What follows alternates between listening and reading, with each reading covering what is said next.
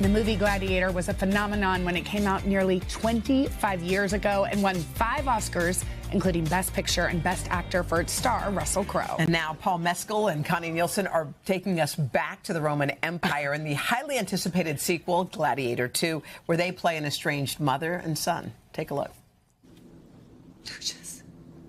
I do not know who you think I am. My name is Hanno, and I have no mother or none that I can remember.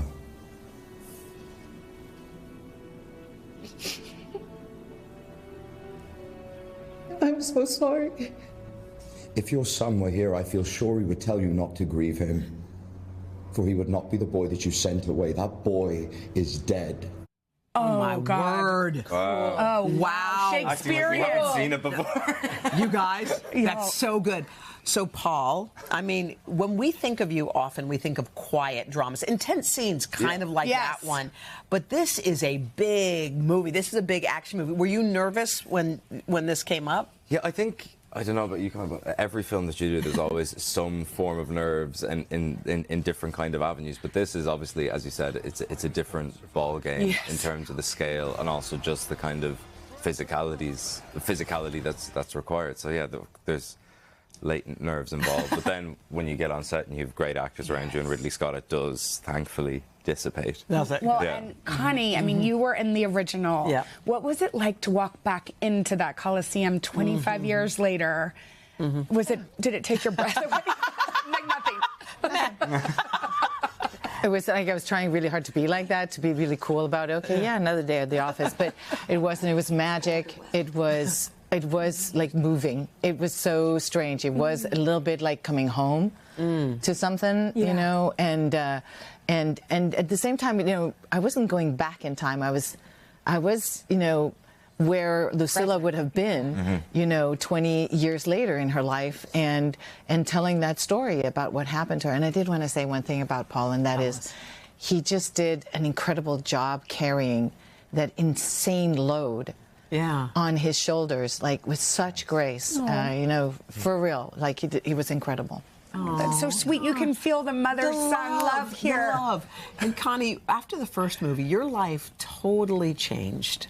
I mean, you went from someone who people didn't know to almost like a household name. How did that affect how you sort of lived your life? You know, not really at all. I was just going to pick up my kid from school and, you know, discussing homework, in fact, fighting about homework. And, you know, just doing normal things. I've just always lived a normal life outside of, like, the business. That's really the trick. And just that's just how we live. Paul, I hear you listening to her, not just because you're respectful, but also you must be thinking about taking on a role like this, which will catapult you into a different conversation. Yeah, in terms of like how it how it'll change your life. Yeah, I'm taking notes. But it is one of those things that like you don't really know what's going to happen until probably 2-3 months down the line. But I'm keen to take a leaf out of Connie's book, because I think not just for your own sanity, but for the benefit of your work, I think it's important to try and live as close to normal as you possibly can. Connie, do you have 5 sons? Is that right? That's right. 5 sons. What do they think of you and your work, about how when they see something like this? I mean, I was kind of relieved when Lars took my ex-partner took my youngest to see the film at a screening in San Francisco, and I was really nervous about what they would think, and I got 2 thumbs up from both of them. And like Lars is pretty stinting with praise when it comes to movies, because he loves movies. Like he's a real like movie lover, and my son can be definitely, you know, like teenagers are like critical, right? And he loved it. Loved it. Yeah, they loved it. I love that. Okay, so I read about some of the fighting scenes. First of all, it was really hot.